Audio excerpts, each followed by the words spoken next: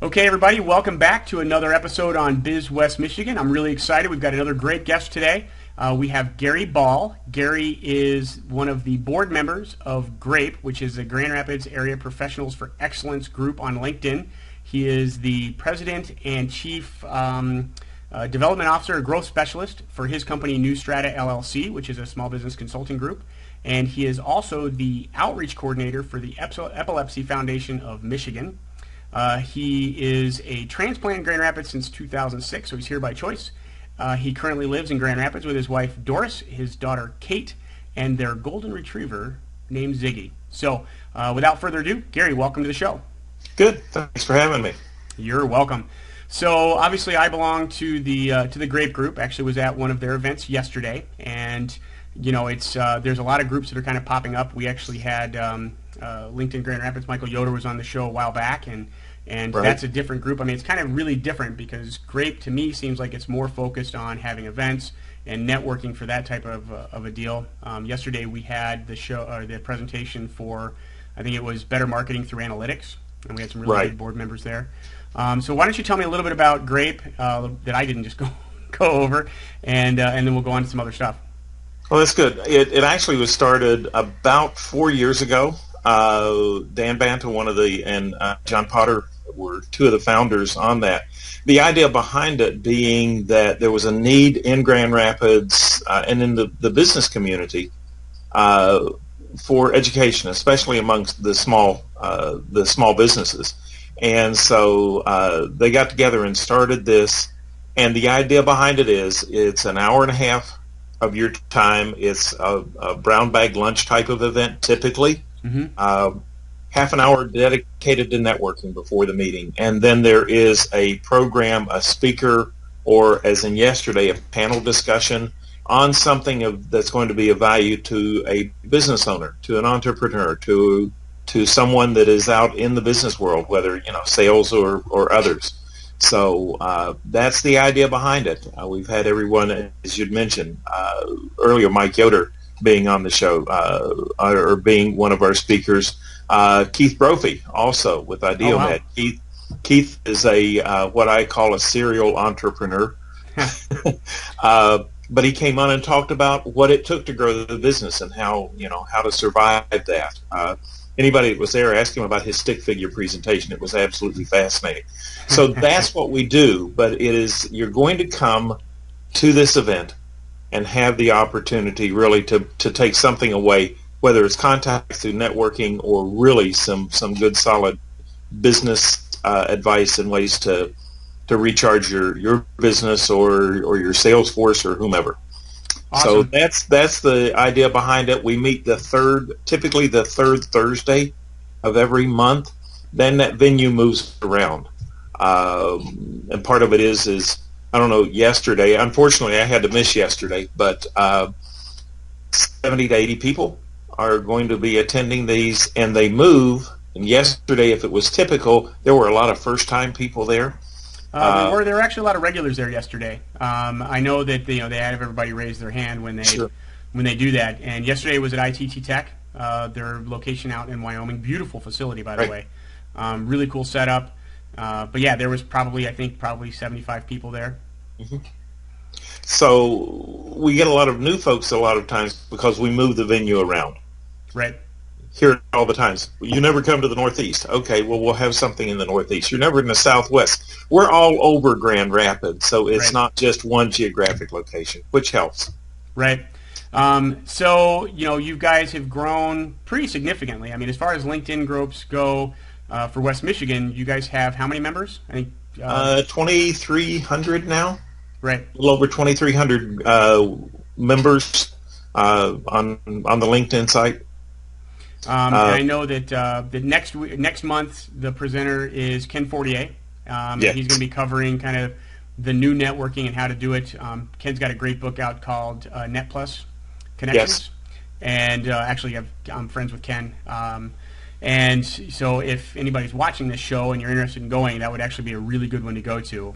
Ken's whole concept with Net Plus is, a lot of people get kind of freaked out about networking, and it's not just a a card grab if you follow Ken's methodology. It's actually pretty interesting. Right. So. Right. So what do you think what do you attribute the growth to? I mean, obviously everybody's trying to use social media and to learn more about their business. What do you think is attractive about GRAPE? We're in West Michigan, so I've got to give the one big thing for me that I think has helped and one of our goals as a board is to keep it free. Mm-hmm. So there's not a charge for the event, but we the whole Dutch factor. The whole Dutch factor is in there. You said that, I didn't. I'm Dutch. I can say it. I'm allowed. Well, and again, you so nicely said I'm not from around here, so I got to be careful. But it's quality speakers, it's quality topics. We start on time, we end on time. You're going to come and spend a lunch hour once a month with us, but that to me has really been the growth factor. We're focused on what we're doing and getting those quality folks to come out to speak, and there's good networking too. Well, the other thing that I noticed too is just on LinkedIn, there are people that will ask questions about business topics, and it's not always the same 3 people responding. So there's actually a pretty good flow of people that are actually offering advice, offering help. Obviously there's some level of business goal there where, people are promoting their businesses, which is kind of the whole point. I mean, it's a business group on LinkedIn. Right. But that's the thing that I really like about that page and your site. I mean, the GRAPE site, I think it's grapegr.com. Right. There's good information there. And in the LinkedIn group, there's good discussions. I post all of the shows. I do a posting on that within that group for the interviews from the show, and people I can track who visits and where they came from and what the referring page was, and I get good traffic from that group, and it's people that are interested in what we have to talk about. So it's kind of the same goal with this show versus GRAPE. Right, it is. It really is. But that's that's the key to it. It's not just we didn't start it with the LinkedIn in mind. The groups started, and then the LinkedIn came along, and then we built the social media out from there. So the core is around the meeting, and a lot of times that's where those relationships are first started, and then they continue online. Right. And that's the other thing too is that I think is really cool is you guys actually have sponsors for the events, because you said one of the goals is to keep it free. You have a bunch of different sponsors. There were actually some prizes that were given away. They were actually pretty good prizes at yesterday's event. I mean, you had tickets to the public museum and carousel rides. Some people gave gift cards and some tickets and some other things. So that's, to me, that's interesting, because it's not just about going and just the networking piece. You're actually doing a little bit of networking, which is scheduled. You do the whole training piece.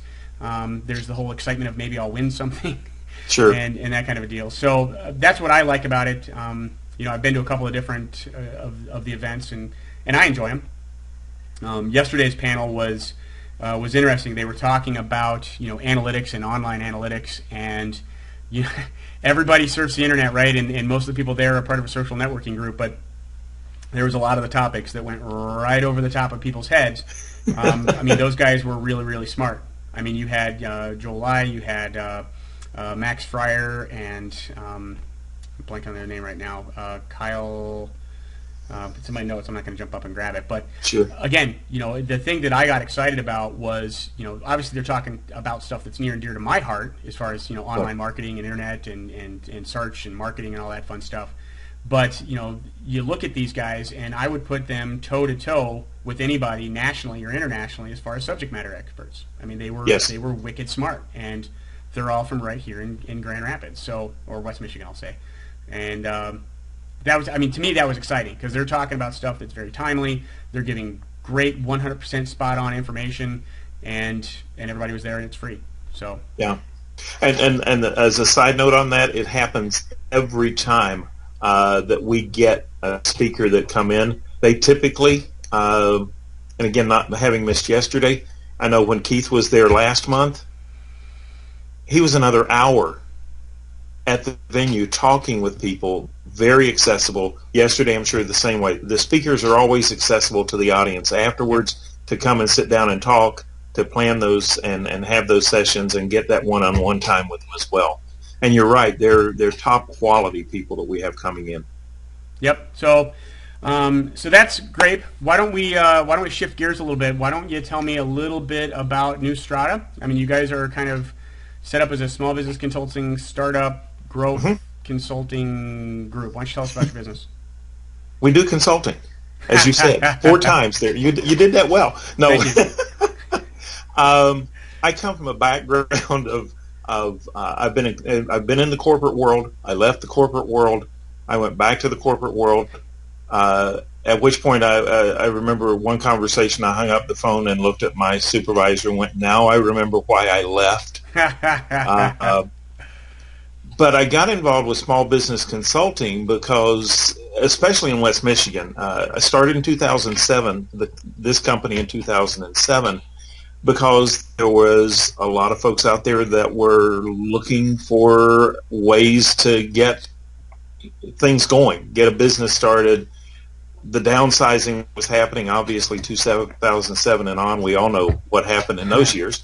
And in talking with, I interviewed with and worked with a couple of different consulting firms.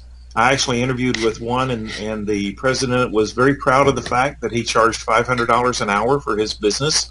And I'm sitting here looking at these small businesses in West Michigan struggling and going, yeah, that's not going to work. So, and he was really not targeting a small business. If there's anybody that needs help, it's small business owners that are just starting up. So I went through SCORE. And I actually had SCORE look at me and go, "You really don't need us. You got everything figured out," which was a good thing to know, that I was on the right track doing what I was wanting to do. But the thing with SCORE and a lot of the other, if you will, free services that are out there, they only go so far. Right. And they're not hands-on. And so that's what I really began to look at. My first client was a gentleman that had worked at the plant down on 36th Street. That's now a humongous hole in the ground. General Motors. He'd been on the line for several years, and he had a great idea. And as we started talking about it, my question to him was, "Who's your customers?" "Well, there are about 10 of them in the country." "Okay, how many times are you going to be able to resell this?" "Oh, once, unless I do the upgrade." And I'm going, "And you're going to sell it for what?" So the bottom line was, after sitting down with him, he really didn't have. He had a nice concept, but he really didn't have a base of customers to sustain it. And so to be able to help them realize that, and let's look at tweaking that, that was my first foray into it. Felt good. And then began to build a customer base with that understanding that, number one, I'm going to be hands-on. I go one of two ways. I can either go on an hourly rate, or we can go on a contract basis. Normally, if my clients go on a contract basis, they win, I lose, because I may put it in for 10 hours and I'll spend 15 on it, and they don't get the extra 20 or 30 charges. or 40, which I've done that too. Yeah, or whatever it takes. My wife loves that, by the way. But ramen noodles are good. Oh, yeah. It's amazing what you can do with them. But it's sitting down with those small business owners to help them figure it out and get the expertise that I bring to the market. I have been in telecommunications for 18 years, 19, and started my own telecom company with a partner in 2000, which was a really good year to start a telecom company. Tell me that's IT. Are you kidding? I start things in the middle of these bubbles that are bursting. And I took that to $1.15 million in less than 2 years of the acquisition. Awesome. So it's one of those, I know how to make it work and can work with those clients. So that's how it got started. It actually was my son that told me that, he said, "Dad," he said, "you really need to go into consulting because," and of course, as a consultant, I turned into a 2-year-old. My biggest question is, why? So I asked him, "Okay, why do you say that?" And he goes, "Because you're the world's worst employee," which really brought the why. And the answer to that one was, well, when an employee, when companies you work for ask you what you thought, you told them. Exactly. Yeah, I suffer from He's the exact same thing. You can talk to anybody at Superior. I'll tell them every day I'm a horrible employee. sure. Um, so, So, he said, we kind of suffered a couple of times because you did that. So why not charge for what you're doing? And that way, if it doesn't work out, you get to fire them. yeah, Uh, and I have fired a couple of my clients yep. because, like a 2-year-old, sometimes they don't listen. um, And that's being but generous if you that make was them that kind of mature. that was kind of the getting into it. But it really is that heart for small business to help them get off the ground, successfully. But at the same time, then, as they grow, and I've got several clients that are mid-sized businesses, because what I hear from them is, hey, Gary, we're here. We need to be here. We don't know how to get there. Right. How do we get from this point to this point?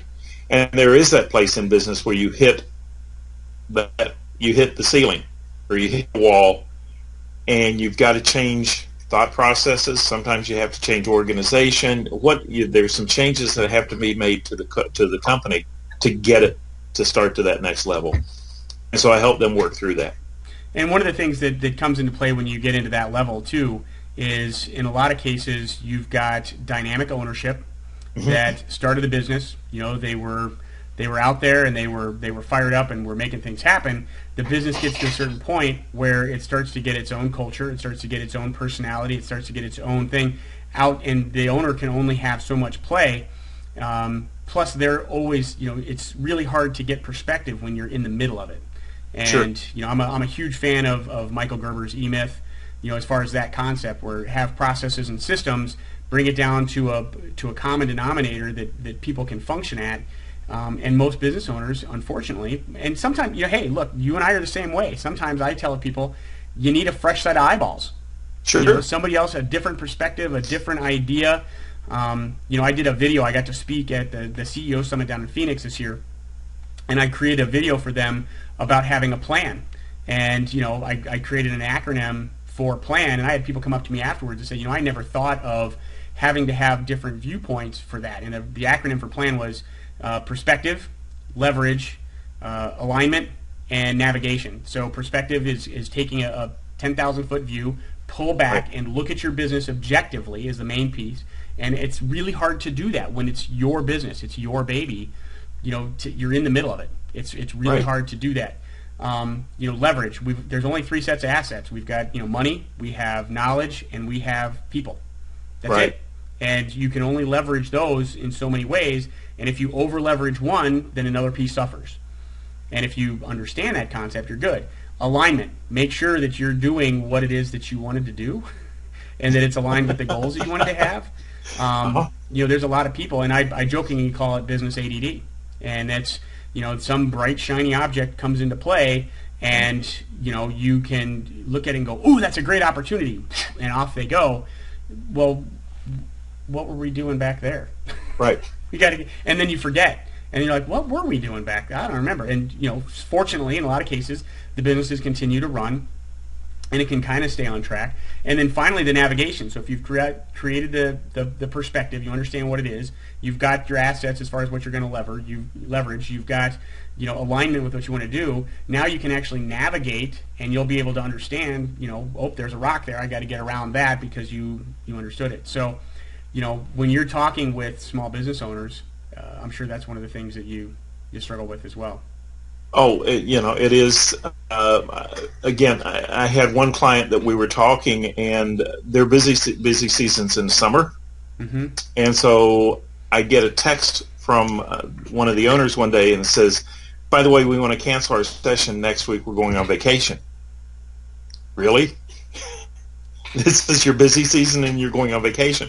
But in talking with them, she said, "Yeah, we're going to be here. This, how long do you think it's going to take us to get?" I moved up here from Kentucky, and they knew that, so they wanted to go to Mammoth Cave. So how long is it going to take us to get to Mammoth Cave? Well, it's a different side of Kentucky than I lived on, but I've been there. So It's about 7.5 hours. But I'm sorry. It's about 7.5 hours. Oh yeah. So but in talking with them, they had every day planned out for their vacation. And, I run into this all the time in the business, but they didn't have anything planned for the business. Yep. So that's one of the things that I talk about with my clients is exactly that. You plan your vacation, you plan your Thanksgiving dinner coming up, you plan your Christmas. Let me see your plan for your business. And they don't have it. Well, so remember, plan is a 4-letter word. Yeah. And it's, it elicits the same response. I mean, and again, I don't know if you know or not, but I mean, I wrote a book. It's called The Simple Focus Plan, and it's how to get a plan for your business. Not a traditional business plan with tabs and indexes and everything, but it's the Simple Focus Plan. It's how to create a plan for your business on a single page.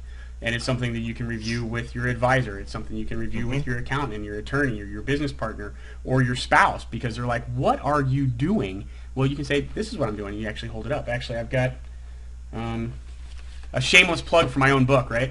So it's actually available on Amazon. It's a Simple Focus Plan. All right. And it's actually available online as well. If you go to simplefocusplan.com, you can check it out. I try not to promote it on the show, but you teed me up there, Gary. I mean, sorry. Hey, I'm glad I could do that.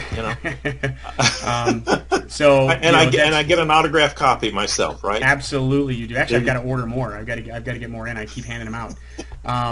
But that's one of my biggest complaints. And all the clients that I've had when I had my consulting group over on the east side of the state, same thing. They would spend more time planning what they were going to do for vacation, what they were going to do for the weekend, and they wouldn't plan at all for their business. And then they were surprised when things that they didn't account for happened. Yeah. Really? Yeah. And it always amazes me. I mean, some of the things that you have to know as a business are, what are your critical numbers? Absolutely, all about measurables. What are you tracking? What are you tracking? Again, one of those clients that we were talking, and they were in the service industry, and it was like, what's your loaded labor rate? Huh? And it was deer in headlights. Okay, so let's talk about that, right? Yeah. So what is your shop rate? What is your fully burdened rate? What does it cost you to come in and flip on that light for the day? What's that cost per hour? And they're like, well, I pay my guys $12. Yeah. Not quite the same. Yeah. And that's, you're looking at those and closing ratio. I mean, it's measurables, it's numbers. Yep. And by the way, I come from a sales background. I started in business-to-business sales. I'm one of those sales guys that hated paperwork. Like one of those guys that really to my sales manager, you want a sales plan for what I'm going to do this week? And so now what am I doing? I'm preaching, give me a plan. But you understand, it's the infamous, if you don't know where you've been, how you going to know where you're going? And you have to measure it, One of the analogies, Rob, that I use on a regular basis is, without that plan, here's what I want you to do. I want you to go to the airport, go to Ford Airport, walk in. Before pre-TSA, you could do this, but you're gonna buy buy a ticket for the next flight out. And then when you land, by the way, you're going to Orlando. And when you land at wherever that airport is, go up to the counter and buy a ticket for the next flight out. And when you land there, buy a ticket for the next flight out.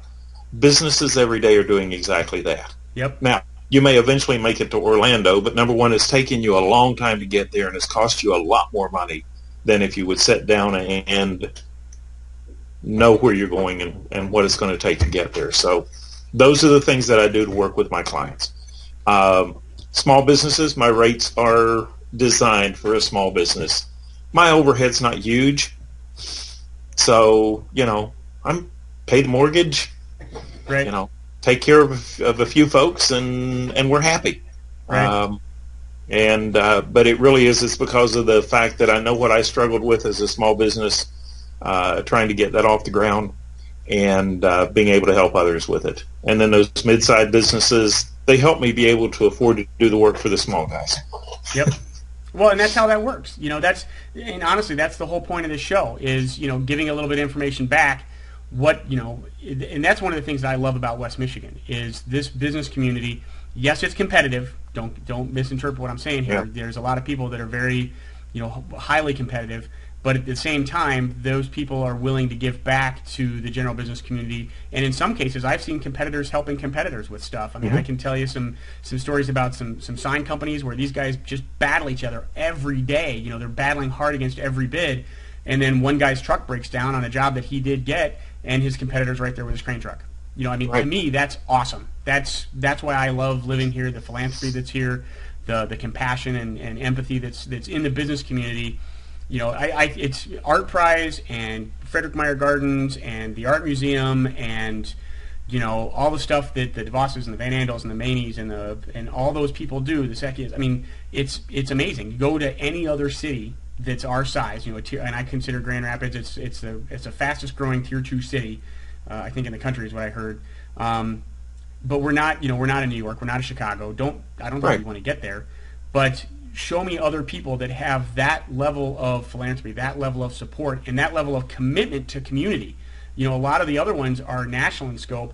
These guys are doing stuff right here, and that's to me, that's awesome. I absolutely love it.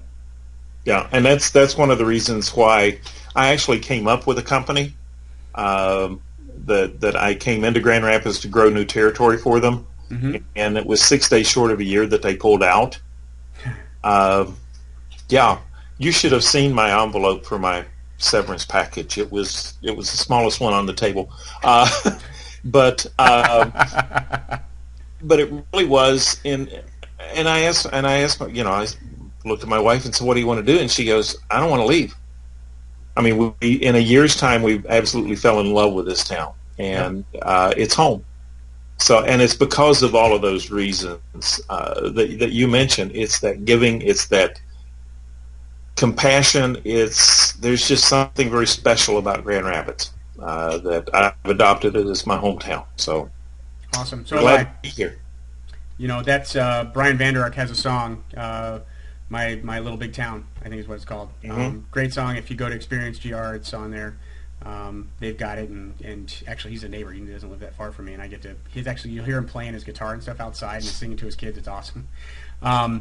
So, you know, I guess the one takeaway, if I had to kind of say one thing, as far as what you and I just talked about, if you're a small business owner and you're watching this show, create a plan for your business and follow the plan. You know, the famous coach from Auburn or from Crimson Tide.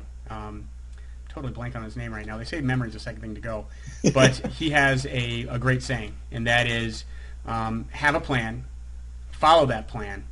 Most folks don't have a plan. That's why it's easy to beat most folks. Right. That's awesome. And I'll put a link to that quote down there when I have his name. I'm kind of a little distracted today trying to get everything done. So, sure. Why don't you tell me a little bit about the Epilepsy Foundation, what you're doing there? Sure. And by the way, it's a great segue. Brian actually performed that song last Thursday night at Sanchez for one of the Epilepsy Foundation of Michigan's fundraisers, which is called Toasting Hope. Okay. So we had I plugged it this way: 4 things: beer, wine, Sanchez, Brian Vander Ark. So you put those 4 things together, and it was our second one for here in Grand Rapids. But so yeah, Brian performed a couple of sets that night. In fact, he auctioned himself off for one of his backyard concerts.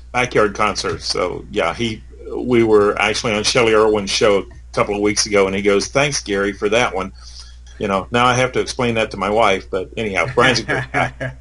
Epilepsy Foundation of Michigan is the only foundation whose focus is on helping people with epilepsy, and we are focused on the entire state. Okay. So it's a statewide organization affiliated with the National Foundation, Epilepsy Foundation. So my work with the foundation is to be a liaison with the hospitals, with the neurosciences department at St. Mary's, at Spectrum, working some with Metro, with Bronson down in the Kalamazoo area, but also working with families who have epilepsy. It's the 4th most diagnosed neurological condition. Behind Alzheimer's, I'm going to miss one. Alzheimer's, migraine,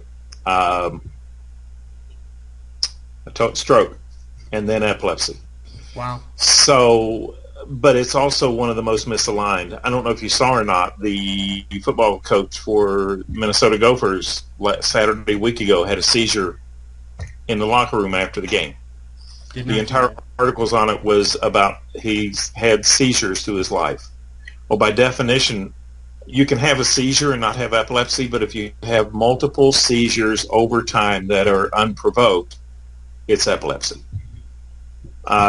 So there's that big stigma with it. One of the things that we work with is to try to get that stigma and to really impact and have a positive impact on the life of people with epilepsy and help get a better understanding of it. So that's my work with them, doing the outreach in the community, education. We received a grant to do something called Seniors and Seizures. Say that fast 3 times. And it's working with the adult daycare centers and their staff on getting them trained in seizure awareness.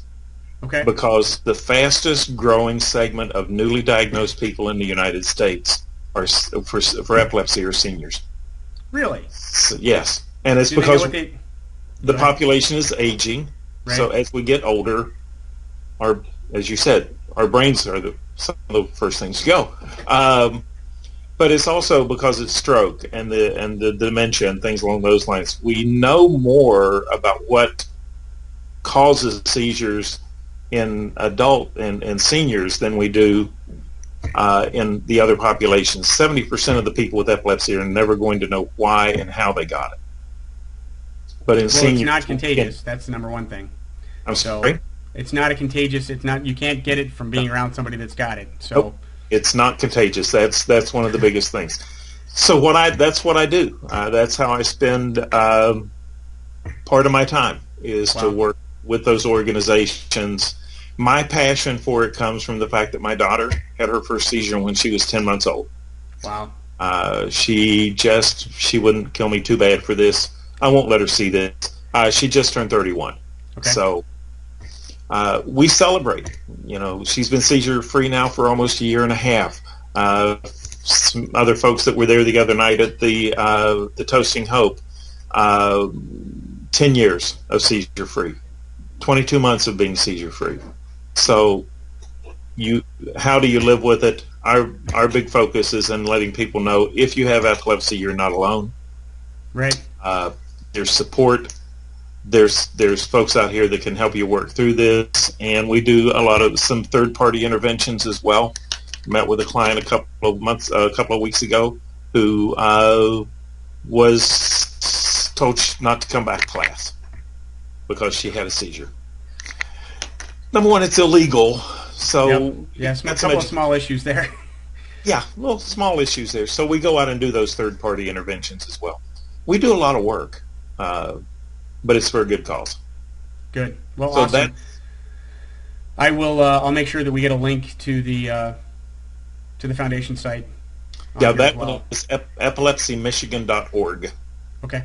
Yeah, we'll get a link on there, and anybody that's interested in that and can certainly click through on that. And I know that we've got a family friend who actually the mom and the daughter I think both have epilepsy and. Same thing. I mean, they're wrestling. I think the daughter's been seizure free now for a little while, and it's, she's a beautiful young girl, and she's got, a lot to offer, and, there's just a couple things that you have to accommodate. I mean, quite frankly, it's completely different, obviously, but it's no different than peanut allergies or severe asthma or other stuff. I mean, there's plenty of ways for you to lead a perfectly normal life, and there's support systems, and you'd be surprised at the number of people that are in the exact same position as you are that even have the same condition. So, yeah, it always amazes me that I'll be at a chamber event or I'll be somewhere representing the foundation, and I'll have somebody come up to me and go, you're the only other person besides my family who now knows. Wow. So, and it's because suddenly they know I understand. So yeah, and that's the message we got to get out. Well, we just went through with my mother-in-law. My wife lost her mom to Alzheimer's. She had Alzheimer's dementia, and people are terrified to talk about that. It's not a it's something that people are just not afraid. They're very afraid. They're not open to admitting that somebody in their family has that condition.